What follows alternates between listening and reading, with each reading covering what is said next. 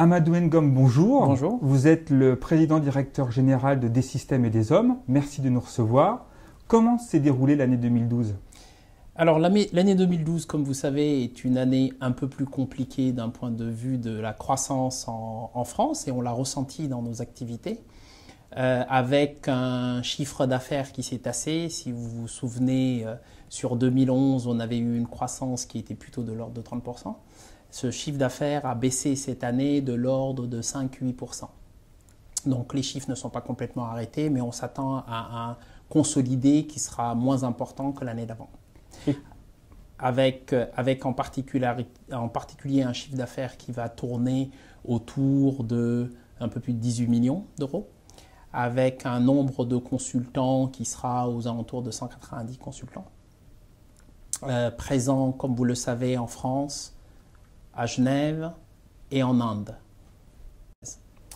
Comment différenciez-vous les projets entre les projets pour Des Systèmes et des Hommes et les projets pour Talentis, votre filiale? La plupart de nos projets, Talentis intervient en amont des projets sur des problématiques de conseil, de redéfinition de process, d'accompagnement des métiers sur les projets de mise en œuvre des systèmes d'information, alors que les consultants de Des Systèmes et des Hommes, qui sont donc par définition plus des consultants proches de la technique, vont travailler sur l'implémentation du système d'information.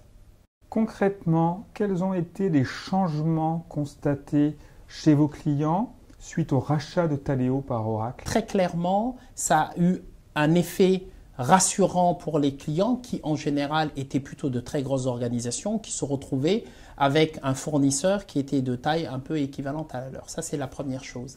La deuxième chose, c'est que Oracle a tiré profit de la qualité de Taleo, du produit en lui-même, pour penser l'évolution de son système du système d'information et du logiciel PeopleSoft vers une nouvelle version qui s'appelle Fusion, qui très clairement sur la partie recrutement intègre les processus que Taleo avait déjà pris en compte dans ses versions précédentes. Selon vous, Oracle a-t-il réellement pris le virage du cloud?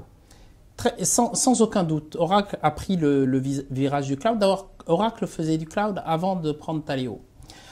Sur les systèmes d'information RH, la solution Fusion, sur laquelle il travaille quand même depuis quelques années, était destinée à être déjà sur le cloud. Donc il y a eu un phénomène d'accélération, évidemment, avec l'intégration d'une solution comme Taleo, mais Oracle faisait déjà du cloud sur le CRM, par exemple. Beaucoup de moyens ont été et sont investis dans Fusion. Est-ce toujours intéressant de choisir PeopleSoft et pourquoi vos clients continuent à choisir PeopleSoft? Alors, c'est intéressant de choisir PeopleSoft pour deux raisons. La première raison, c'est que le produit continue à évoluer. Il y a une version 9.1 qui est sortie, la version 9.2 est annoncée, donc Oracle continue à investir sur la solution PeopleSoft. Ça, c'est une première chose. Une deuxième chose, c'est que les clients qui ont investi massivement sur le socle de leur système d'information RH autour de PeopleSoft vont avoir la possibilité de faire une transition à leur rythme vers une solution de type Fusion.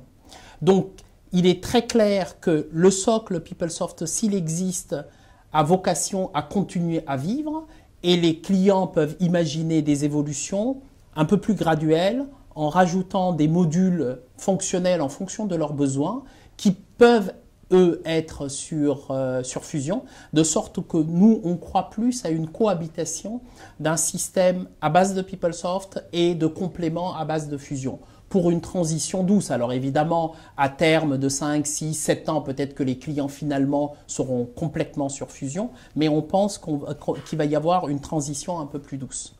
Amadou Ngom, merci beaucoup. Merci à vous.